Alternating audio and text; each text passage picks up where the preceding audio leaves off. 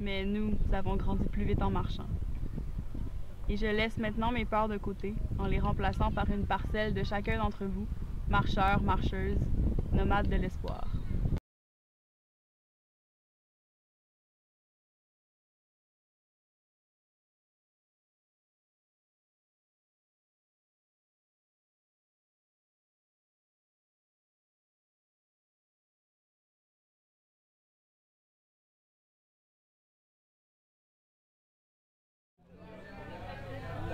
Nous sommes ce que les autres ont voulu faire de nous.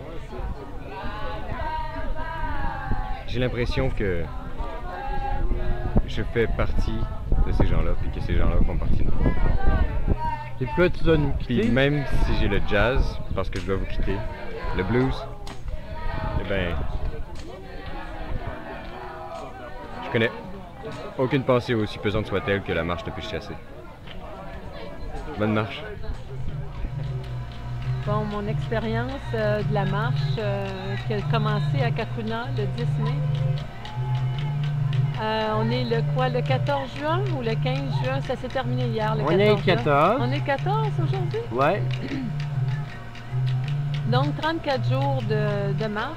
Ça a été toutes les émotions vécues. La palette des couleurs d'un artiste, je dirais, ont été vécues. De la tristesse certaines fois, mais plutôt une tristesse, je dirais presque bienheureuse, dans le sens que c'est des émotions partagées auprès d'un groupe avec qui on apprivoise des liens.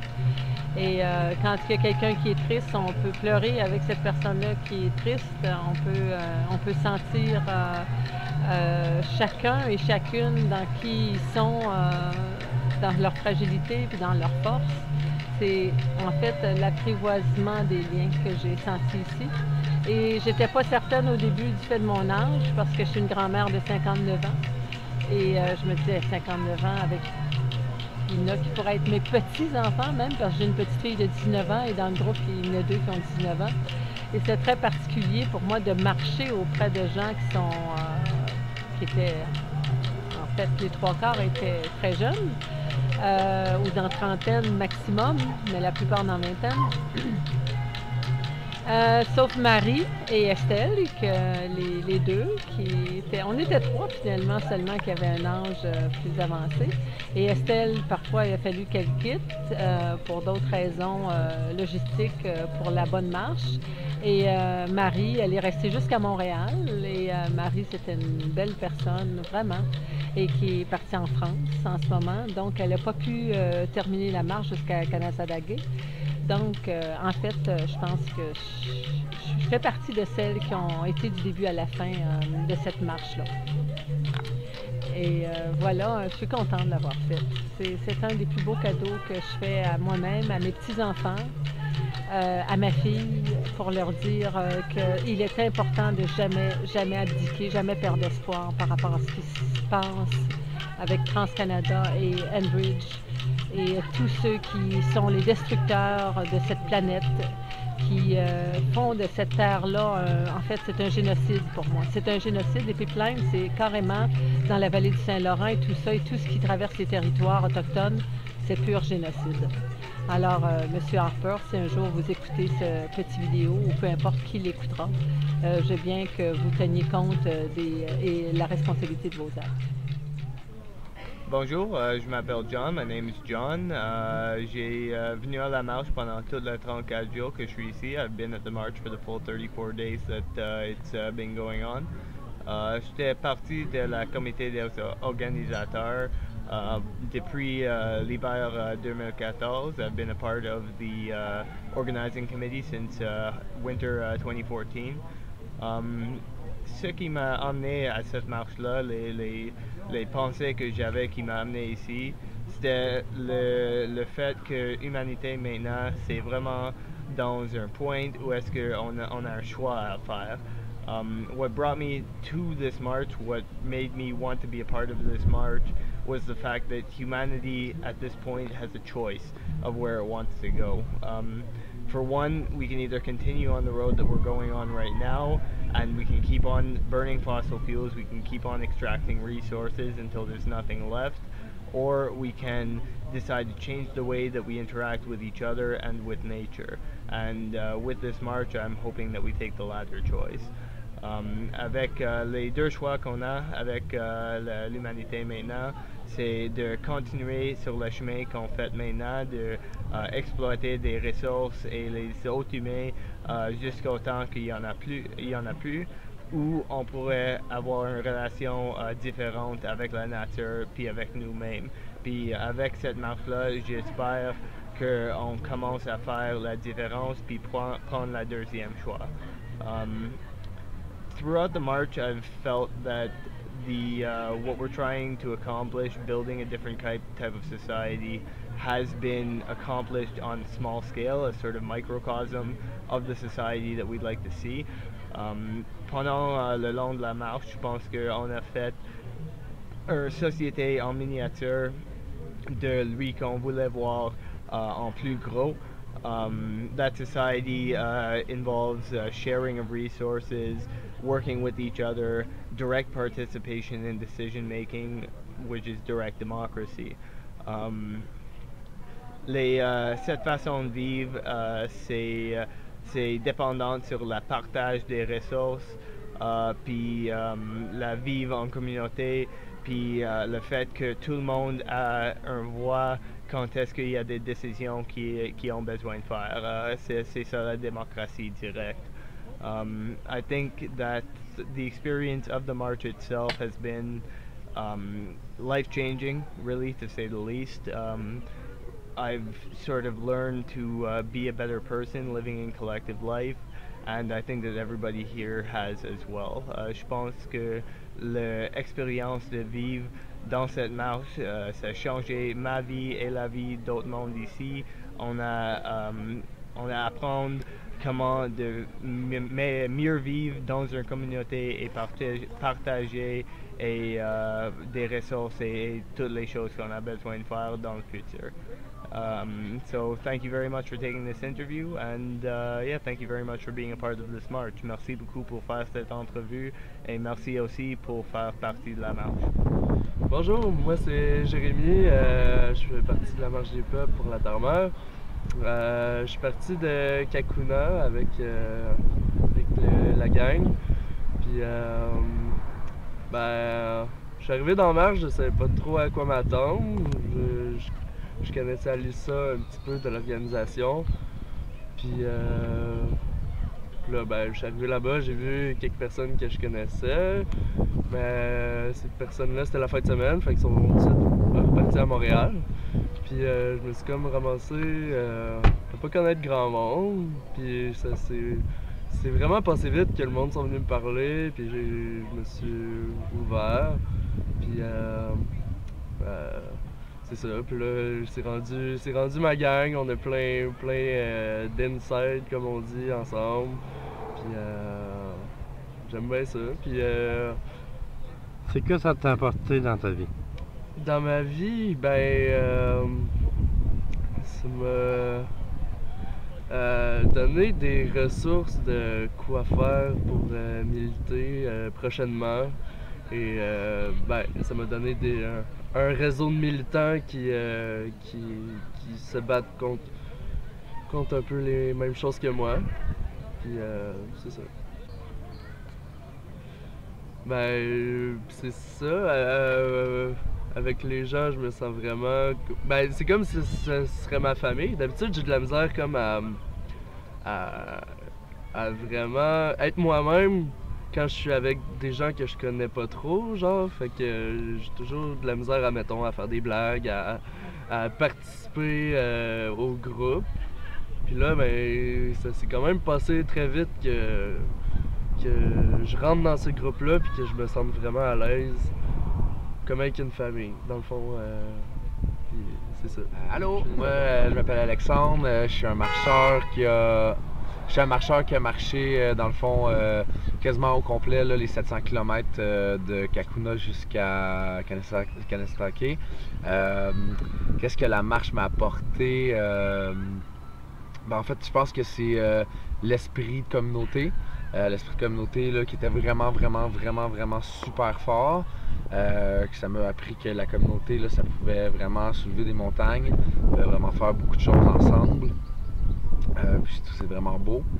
Puis aussi, ça m'a appris un peu plus à être encore plus un activiste. Ça fait 10 ans que je suis dans le milieu environnemental, plus dans le milieu communautaire, mais maintenant, je me considère plus comme un activiste qui fait des actions plus directes, qui va voir les gens, puis qui se positionne clairement contre un projet. Puis présentement, on était contre le pipeline de TransCanada et le renversement du flux de la ligne 9 de Enbridge.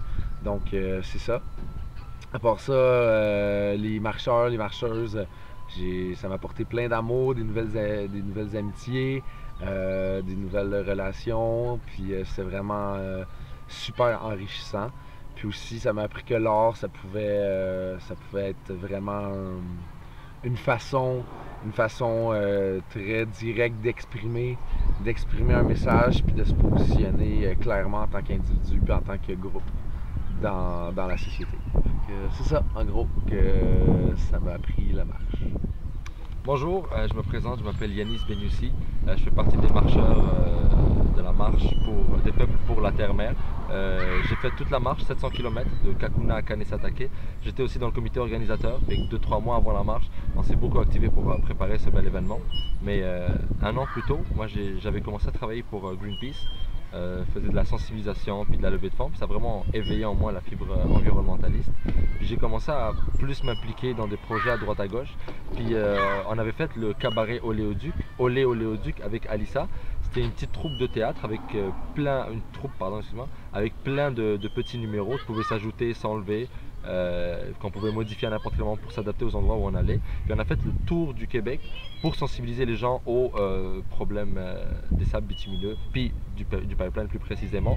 Puis on le faisait à travers l'art, la créativité. Donc il y avait de la poésie, il y avait de la musique et un théâtre forum qui portait sur une discussion. Suite à ça, il y a Alissa qui est venue me parler pour me dire « Ah, il y a une idée qui était sortie, qui était celle de faire une marche. » Puis à date, toutes les personnes, ça c'était en l'hiver passé, puis toutes les personnes à qui elle en avait parlé avaient fortement accroché. Puis moi j'ai entendu ça, on dirait que c'était comme une évidence. Une fois qu'elle m'en avait parlé, il n'y avait plus rien d'autre à faire que ça. Puis les derniers mois avant la marche, j'étais tellement impatient que c'était rendu désagréable d'attendre. Puis fait que c'est ça, fait que la marche c'est un peu la continuité du cabaret Olé Oléoduc. C'est beaucoup des mêmes personnes qui sont impliquées, mais c'est comme une coche au-dessus. Parce qu'on va vraiment, on ne crée pas des événements ponctuels dans une ville, on va vraiment voir les gens le long de la ligne du pipeline, puis une fois arrivé au village, on va voir tous les gens du village. On essaie de voir un maximum de personnes, de créer vraiment un réseau. Fait qu'on n'est plus dans la sensibilisation, on est passé à l'étape de la mobilisation. Et c'est vraiment ça qui nous a beaucoup marqué pendant cette marche. Puis moi je trouve que c'est vraiment c'est très spirituel comme marche, parce qu'au-delà de marcher contre le pipeline, on marche pour défendre notre environnement, défendre notre terre. Donc il y a des liens qui se créent qui sont indestructibles, je dirais. Donc on avait quand même un double défi.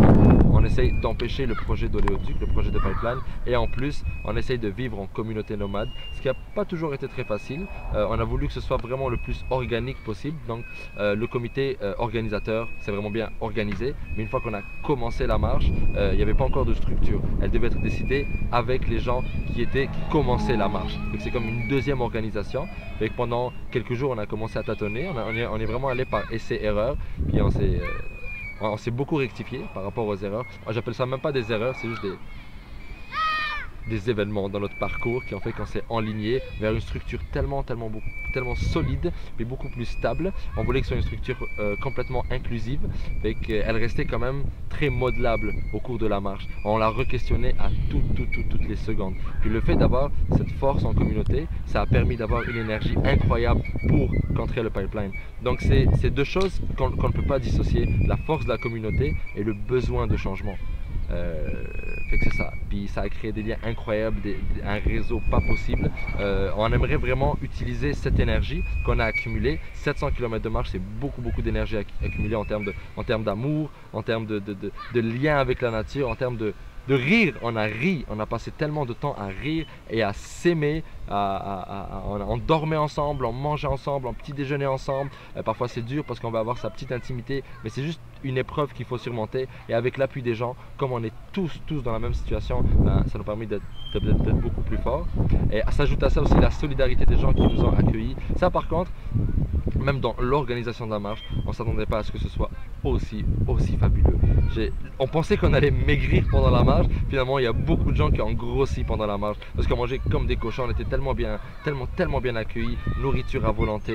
Il y a même une place, je pense que c'était le 3e jour de marche, où on nous a fait un grand repas, puis ils ont amené du monde, 3-4 personnes pour faire des massages de pieds à tous les gens de la marche. Il y avait à Montmagny, on a eu des bains de pieds pour nous, c'est vraiment incroyable. Puis le fait de se sentir accepté, ça dit que peut-être qu'on est sur le bon chemin. Oui, on est sur le bon chemin. Oui, ça marche. Les gens sont... Souvent, on nous dit, oui, mais vous êtes juste une petite gang, vous êtes dans votre bulle. On s'est rendu compte à quel point c'était faux, à quel point la bulle s'est agrandie pour devenir universelle. C'est des valeurs universelles qu'on défend. C'est défendre l'environnement. C'est pas tel pipeline ou au Canada. C'est le monde entier. La Terre n'a pas de frontières. L'environnement n'a pas de frontières, c'est un tout. À partir du moment où on a compris ça, on s'est vraiment senti connecté avec toutes les luttes pour la terre, pour la justice sociale, pour tout. Et c'est pour ça qu'on finit aujourd'hui à Kanesatake pour souligner l'union entre les peuples.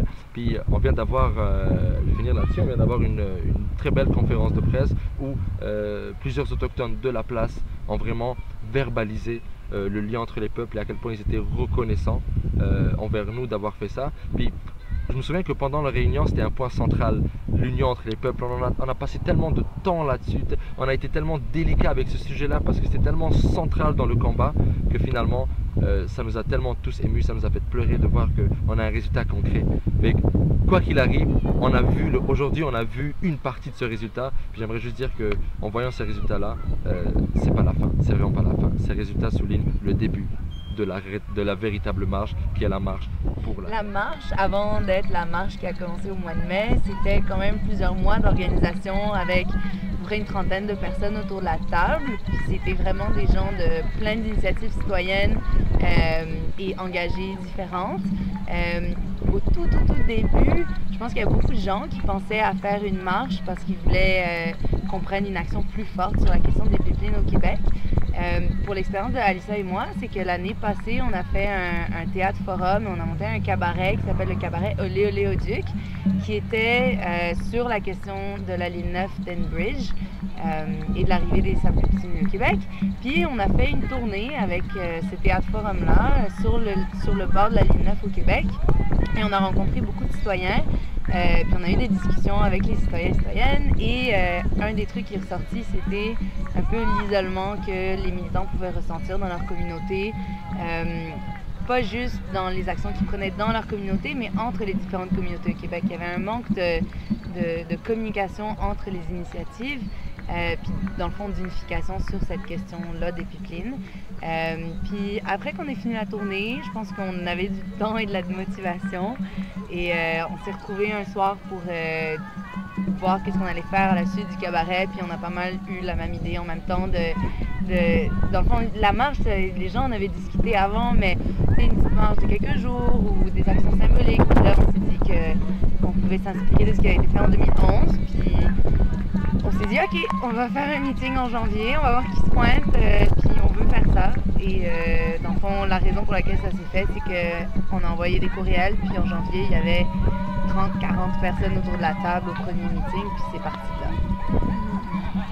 Puis je pense aussi que ce qui est différent, mettons, de la marche parce que moi j'ai participé dans la marche de Moratoire d'une génération en 2011, c'est que la marche contre les gaz de schiste réagissait à une urgence contre les gaz de schiste, où est-ce que, dans le fond, tous les claims y avaient été pris, puis que comme les gaz de schiste, il y avait déjà des puits qui arrivaient.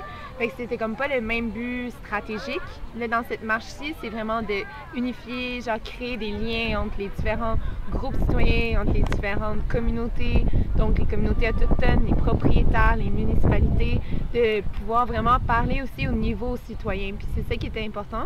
Il y a eu plusieurs ONG qui nous ont supportés, qui nous ont appuyés, parce qu'ils comprenaient aussi, ces différentes personnes qui travaillaient dans ces ONG-là, que justement le mouvement devait passer par les Autochtones, par les citoyens, parce que ben, c'est ça qui crée la force d'un mouvement, puis c'est ça aussi qui peut plus c'est plus une plateforme pour montrer la diversité des tactiques, la diversité des pensées, puis de ne pas avoir comme une idéologie trop cadrante, justement. Fait que je pense que ça, là aujourd'hui, c'est la dernière journée. C'est un peu notre célébration, puis c'est de prendre le temps aussi de constater c'était quoi nos objectifs, je pense, puis comme est-ce qu'on a atteint ces objectifs-là? Puis je pense qu'avec surtout la conférence de presse qu'on a eue ce matin avec des représentants de différentes communautés autochtones, autant que les représentants de différents groupes citoyens, je pense qu'on a atteint notre objectif de vraiment, comme Michel Lambert l'a dit, lancer la chasse. La saison de la chasse au pipi. Puis je pense que ça le dit bien dans le fond, c'est que justement on a vraiment créé on a lancé le mouvement. Le mouvement était déjà là avant la marche, mais c'est vraiment de faire en sorte que ces deux projets-là, ben, ils passent pas inaperçus, puis qu'on continue à en parler, qu'on continue au niveau des médias aussi de ramener ce sujet-là, mais autant que dans l'esprit des gens qui ont l'impression que TransCanada, c'est juste une compagnie qui n'a rien qu'on peut faire parce que c'est trop gros. Et ça, on l'a souvent entendu quand on est allé faire du porte-à-porte chez les propriétaires. Ils disaient le projet est trop gros, je veux dire, il n'y a rien qu'on peut faire contre ça. Fait que c'était vraiment de pouvoir dire, mais non, regardez dehors, il y a un mouvement citoyen qui se crée, puis que justement, tu as la preuve, genre, tu es capable de dire, regarde dehors, puis regarde les 50 personnes qui sont en train de marcher 34 jours à travers le Québec. Et je pense que ça avait vraiment sa force à ce niveau-là, puis que c'est un mouvement, on fait partie d'un mouvement, d'un ensemble, d'un mouvement, puis que la marche, c'est juste une de ces initiatives-là qui fait que le mouvement avance, que le mouvement est vraiment en train de se former et de devenir de plus en plus concret, de plus en plus fort.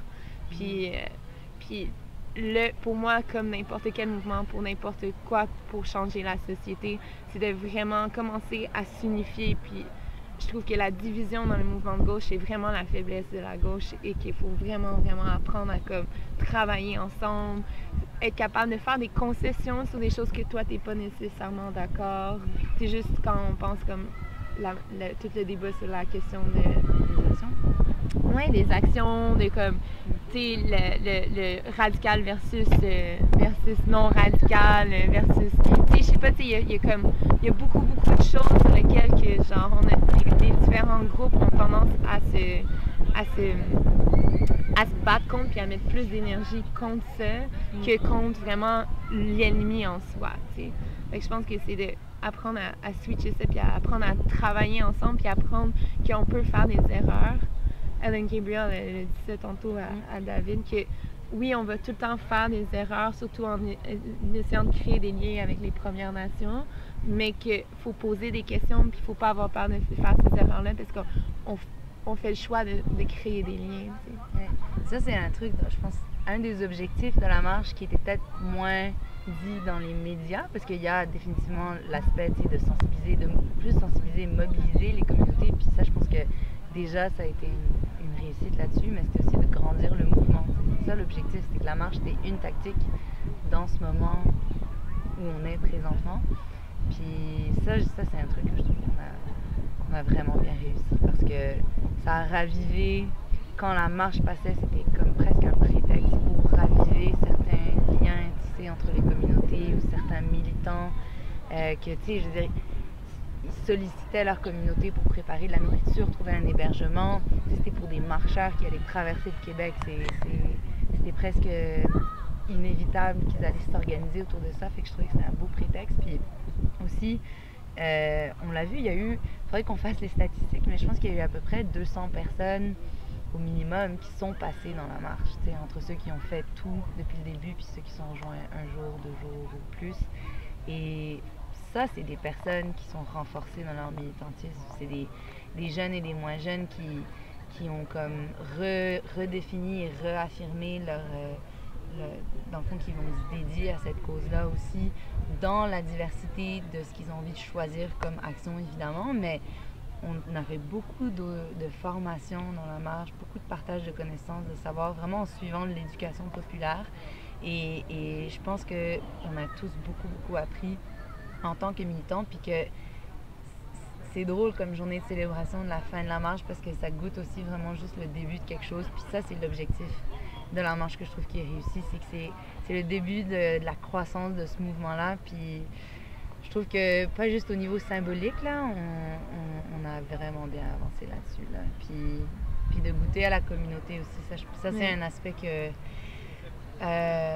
difficile à vouloir quantifier avant de faire la marche, puis que c'est vraiment juste en le vivant aussi qu'on réalise à quel point c'était une expérience humaine, mais à quel point un mouvement social, ça se crée, ça se fait, ça se tient aussi dans les liens humains qui sont tissés, puis dans notre manière de travailler ensemble avec confiance, avec empathie, avec respect, tu sais, et démocratie. Puis ça, on en a fait l'expérience tous les jours, puis c'était pas évident quand t'es nomade sur la route non plus, puis aussi quand tu es un groupe super divers dans des idéologies, d'où tu viens, d'où tu viens, et tout ça. Puis je pense que c'est déjà une belle réussite d'avoir pu créer une atmosphère qui est chaleureuse, puis qui est aussi vraiment militante, et je pense que c'est porteur d'espoir, là, ce qui vient. Oui, il y a beaucoup de monde qui ont... Parce qu'on a souvent des cercles parce qu'on va demander aux gens de souffrir par rapport à leur expérience de la marche, parce que c'est bien d'avoir un retour. Puis il y a beaucoup de monde qui se sont dit, tu sais, c'est des gens qui ont participé 1 journée, 2 journées, mais ils ont dit, tu sais, souvent, genre, t'arrives dans un groupe, le noyau, le groupe, il est déjà très fortement tissé, tu sais, mais qui sentaient qu'il y avait cette ouverture-là, que justement c'était facile d'intégrer, puis qu'il y a beaucoup de personnes aussi qui sentaient qu'avant la marche, ils étaient très frustrés contre la société, puis qu'il y avait comme un espèce de défaitisme qui embarquait, puis qu'avec la marche, mais ça allait à l'encontre de ce défaitisme-là. Fait que, comme je dis souvent, on lutte contre TransCanada, on lutte contre la ligne 9, mais on lutte aussi pour nous-mêmes. Puis on lutte pour la société dans laquelle on veut grandir dedans, puis qu'on veut que nos enfants et les enfants de ces enfants grandissent dedans. Là. Fait que c'est aussi comment intégrer ces valeurs, comme la démocratie participative, comme le respect, la sensibilité aux autres. Toutes ces valeurs-là, comment est-ce qu'on les vit vraiment, et que justement on n'est pas en train de parler d'alternatives sans jamais vraiment comprendre qu'est-ce que ça veut dire. Je pense que nous, on est capable de vraiment dire, oui, on est témoin des différentes personnes qui vivent le problème de TransCanada et de la ligne 9, ça c'est un avantage, de dire qu'on est témoin de ça. Puis l'autre chose qu'on peut dire, c'est qu'on les vit, on est en train de vivre et on est en train de expérimenter genre ces sociétés alternatives, cette alternative à la société présente en ce moment. Je pense que ça aussi, on peut en être vraiment fiers. Alors moi c'est Michael Rioux, je suis un activiste en environnement depuis 12 ans. Et puis bon, j'ai participé à l'élaboration du début, là, les premières rencontres de la Marche des peuples pour la Terre-Mère. J'étais là en janvier lors de la première rencontre officielle. Et puis, j'étais impliqué dans les comités là, tout au long de la formation de cette marche-là. J'ai participé, j'ai marché en fait, j'étais allé au départ à Cacouna, et puis seulement une semaine là, que je n'étais pas là, dans le coin de Québec, puisqu'il a fallu que je retourne en fait à Cacouna pour aller surveiller le début des travaux. Parce que TransCanada à Cacouna devait commencer des forages dans l'endroit exact où on a la pouponnière des belugas, donc c'est l'endroit où les belugas vont mettre bas, vont passer les 3-4 premiers mois de la vie de leurs petits bébés belugas dans ce secteur-là. Donc nous, on voulait aller témoigner qu'il y avait vraiment des belugas qui étaient présents, puis comme de fait, la semaine que TransCanada devait commencer les travaux, on est allé, on a observé les belugas. Il y en avait environ une douzaine qui ont sorti peut-être une quarantaine de fois. Pendant 1 heure, il y avait des belugas autour de nous, donc On a été capable d'envoyer ça dans les médias pour dire, regardez, TransCanada veut commencer les travaux, mais il y a des belugas qui sont présents sur le terrain. Ensuite de ça, 2 jours plus tard, il y a eu le Centre québécois du droit à l'environnement qui ont fait une requête en injonction pour faire cesser les travaux de TransCanada. Donc, c'était en réalité pour faire en sorte que le gouvernement du Québec, qui ne voulait même pas appliquer ses lois parce qu'il s'en lavait les mains, n'ait pas le choix de faire appliquer la loi, l'article 22 là, de la loi sur la qualité de l'environnement du Québec. Donc, TransCanada ne voulait pas se soumettre à cette loi-là, puis ils n'ont pas eu le choix. Donc, ça a fait en sorte que les travaux ont cessé. Par contre, 2 semaines auparavant, j'étais aussi là en kayak. Et puis, sur le site où TransCanada projette de faire son projet de port pétrolier, on était là avec un hydrophone parce que TransCanada ont fait des relevés sismiques. Donc, c'est des explosions sous-marines pour caractériser le sol et faire en sorte de pouvoir déposer leur plan de vie à l'Office national de l'énergie.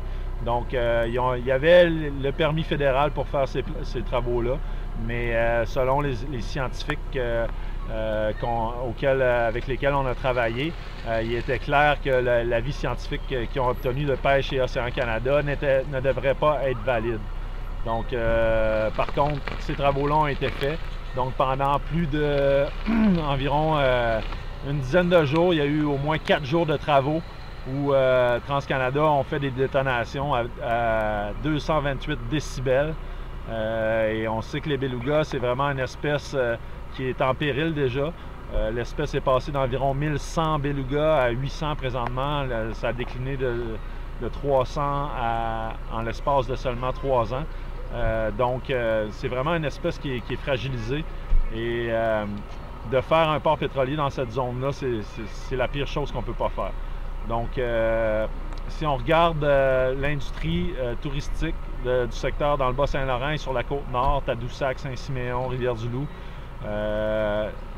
l'impact économique de l'industrie des baleines, de l'observation des baleines, c'est environ 200 millions de dollars par année que ça rapporte à cette région-là et ça crée 2300 jobs. Donc, le projet de TransCanada, le port pétrolier, qui risque de faire tomber cette industrie-là touristique, ne rapporte qu'environ une trentaine de jobs pour le port pétrolier. Et donc, ça a des impacts au niveau de la disparition carrément, parce que les scientifiques qui connaissent, qui sont spécialisés dans l'espèce du beluga du Saint-Laurent, mentionnent que si ce projet-là va de l'avant, c'est clair que c'est la fin des belugas du Saint-Laurent.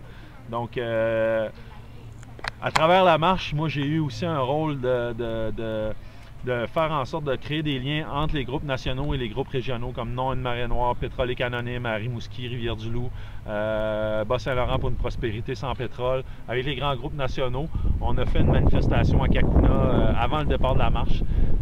Donc, environ 2 semaines avant le départ de la marche, on était à Cacouna pour dénoncer ce projet-là. Et ça a été un peu ça qui a décollé la grande manifestation contre les pipelines. Et puis, la marche a commencé le 10. Moi, j'étais là jusqu'au 19. Ensuite, je suis parti une semaine. Je suis allé à Cacouna. Je suis allé à Tadoussac aussi. Et puis, j'ai rejoint la marche à Port-Neuf jusqu'à Kanesatake. Et puis, c'était une expérience formidable. Ça nous a permis de rencontrer plein de comités de citoyens, de mobiliser les gens tout le long du pipeline, autant celui de TransCanada qu'à la fin, on était sur le long de la ligne 9B d'Enbridge. Donc, c'était vraiment pour attirer l'attention sur un dossier vraiment important et malheureusement dont on entend trop peu parler. Donc, de faire une marche comme ça, ça amène les spotlights à regarder ce qui se passe, à regarder ce qui s'en vient. On ne peut pas rester muet face à ça, il faut faire quelque chose. Et la marche, c'est le début d'un mouvement. C'est pas la fin de la marche, ne signifie pas la fin de l'action. Au contraire, c'est le début. Et on va déployer ces actions-là au cours des prochaines années. Je m'appelle Nicolas Ouellette et puis je fais partie de la marche des peuples pour la Terre-Mère. Donc j'ai marché depuis le 10 mai 2014 de Cacouna. Je me suis rendu à pied jusqu'à Kanesatake. Donc j'ai fait l'entièreté de la marche, 34 jours de marche, 700 km pour, dans le fond, m'opposer au projet d'hydrocarbures et au projet d'oléoduc qu'ils veulent faire sur notre territoire, soit l'inversion du flux de la ligne 9B d'Enbridge, près de Montréal, et aussi le nouveau projet que veut soumettre TransCanada à la population. soit le projet Énergie Est, qui acheminerait un nouveau oléoduc jusqu'à St. John's au Nouveau-Brunswick. Donc, dans le fond, pourquoi moi j'ai décidé de m'impliquer là-dedans, c'est que ça fait longtemps que je m'intéresse à la lutte environnementale. Et puis, en faisant ça, je me suis informé sur ce qui se passe en Alberta avec les sables bitumineux. Puis, en regardant les informations, je me suis rendu compte que ce qui se passait avec les sables bitumineux, c'était une totale catastrophe. On ne pouvait pas laisser ça aller, qu'il fallait abolir les sables bitumineux. Donc, sachant que les oléoducs que veut faire TransCanada, puis l'oléoduc qui veulent renverser le flux avec Enbridge, ça permettrait aux sables bitumineux de prendre de l'expansion. Je me suis dit, c'est l'enjeu du siècle, c'est l'enjeu de notre époque. Il y a plusieurs scientifiques qui sont d'accord sur le fait qu'il faudrait laisser 70% des sources connues de pétrole et de gaz dans le sol si on veut éviter un débordement climatique qui serait irrémédiable. Mais les sables bitumineux font partie de ces 70% de ressources-là connues en pétrole que nous connaissons. Donc, je sais que je me répète avec la connaissance, mais je veux dire, je me suis levé. C'est pas la première fois que je me lève. Je me suis levé aussi contre les gaz de schiste en 2011. J'ai marché de Québec à Montréal avec la campagne Moratoire d'une génération. C'est deux campagnes qui sont assez différentes l'une de l'autre, je dirais. La campagne de Moratoire d'une génération est arrivée sur une vague citoyenne, alors que plusieurs regroupements citoyens s'étaient déjà formés, étaient déjà forts dans leur milieu. Et dans le fond, ils ont pu profiter d'une belle couverture médiatique auprès des médias nationaux. Mais la campagne de la Marche des peuples pour la Terre-Mère, vu que le projet en fait est présenté par des compagnies plus rodées, des plus gros Goliaths, si je peux dire, donc Enbridge et TransCanada, en fait la Marche des peuples arrive plutôt dans la mobilisation citoyenne, comme une genre d'étincelle d'espoir et de mobilisation pour inciter justement ces groupes de citoyens-là à se former puis à protéger leur territoire. Et là maintenant, ce qu'on voit, c'est la convergence des luttes contre le pétrole, contre les hydrocarbures. Et c'est vraiment positif de voir ça parce que maintenant, l'information commence à circuler. Donc, les gens qui se battent contre Old Harry aux îles de la Madeleine, les gens qui se battent contre le pétrole de schiste à Anticosti, les gens qui se battent contre Alderman, la compagnie pétrolière en Gaspésie, les gens qui se battent contre les gaz de schiste, les gens qui se battent contre les oléoducs, commencent à se réseauter, puis commencent à former une seule et même force citoyenne. Et non seulement ça, en fait, ce que la Marche des peuples apporte à tout ce mouvement-là, c'est le fait que la Marche des peuples pour la Terre-Mère a eu comme objectif principal de réseauter les populations autochtones avec les populations allochtones, c'est-à-dire les populations non autochtones. Et à ce niveau-là, oui, il y a du chemin à faire, c'est sûr, mais il y a un énorme travail qui a été accompli. Puis, on l'a vu, on le voit encore aujourd'hui. On est à Kanesatake en ce moment, puis l'accueil est chaleureux. Les gens sont derrière nous. Le chef du conseil de bande de Kanesatake a pris la parole durant la conférence de presse et est venu nous appuyer. Et Hélène Gabriel, une activiste des droits humains, des droits autochtones depuis des années et des années, était très, très, très vindicative, très directe dans ses propos. Et vraiment, on voyait qu'elle était fière, elle était heureuse de nous voir ici. Et quand on sait que Kanesatake, c'est le territoire qui a vu la crise d'Oka, puis qu'on se rend compte qu'il y a énormément de Blancs ici, énormément d'Allochtones qui sont ici, mais qui sont bien accueillis, c'est que, dans le fond, je pense que les Premières Nations constatent qu'il y a une nouvelle génération qui est en marche, notre génération. Puis cette génération-là a développé sa conscience collective, s'est réapproprié sa mémoire collective, qu'on a tâché de nous voler en nous cachant des vérités comme les écoles résidentielles autochtones. Mais les jeunes de mon âge, on se rend de plus en plus informés du passé qu'on a fait subir, puis du génocide avoué, en fait non avoué, du gouvernement canadien sur les peuples autochtones.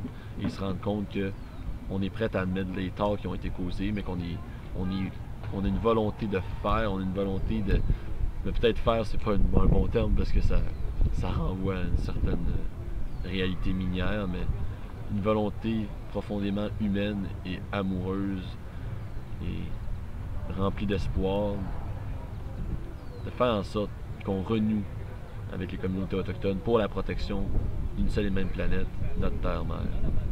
Donc ça c'est quelque chose de hyper positif qui apporte en ce moment dans le contexte des luttes environnementales, la marche des peuples pour la Terre-Mère, puis c'est une des principales raisons pour lesquelles j'ai décidé de venir.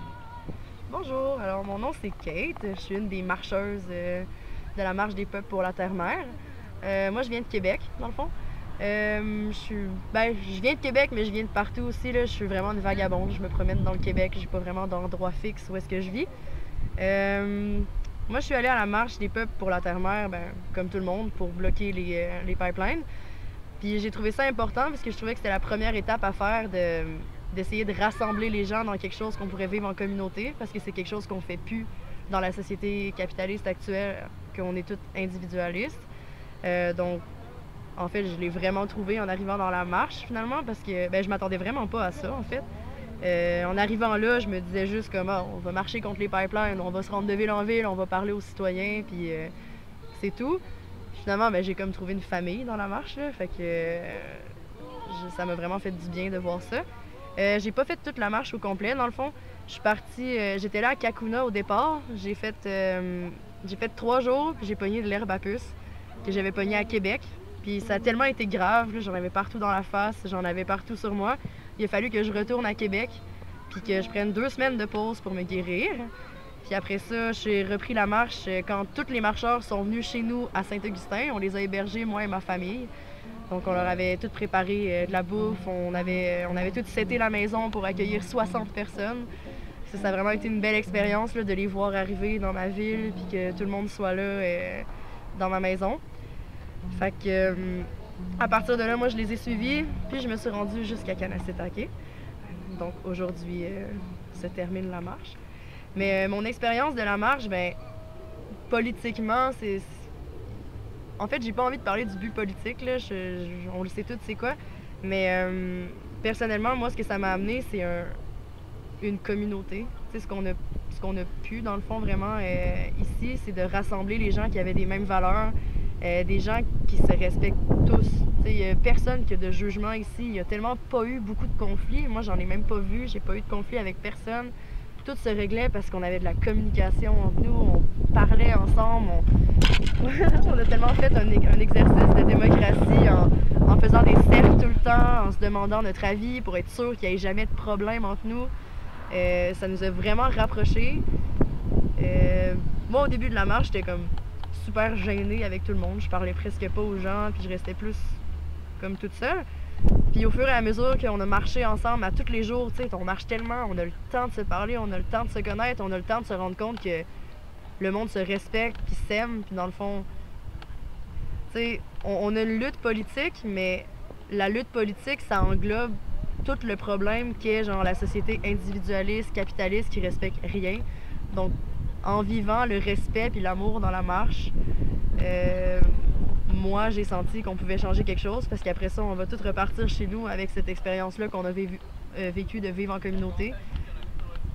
Moi, ça m'a vraiment aidé. Je me rends compte qu'il y a des gens avec qui je peux être moi-même, qui me respectent. Puis, en ce moment, je me sens... C'est sûr que j'ai peur un peu de plus voir ces gens-là, mais d'un autre côté, je sais que je vais les recroiser. Ça va être dans d'autres circonstances.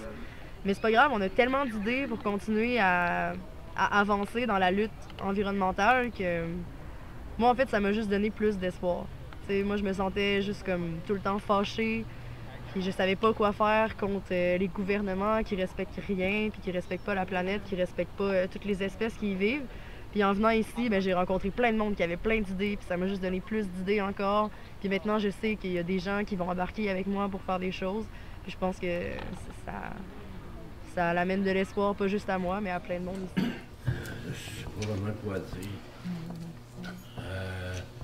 Le 3e point, puis le 4e, j'étais pas là, j'étais dehors.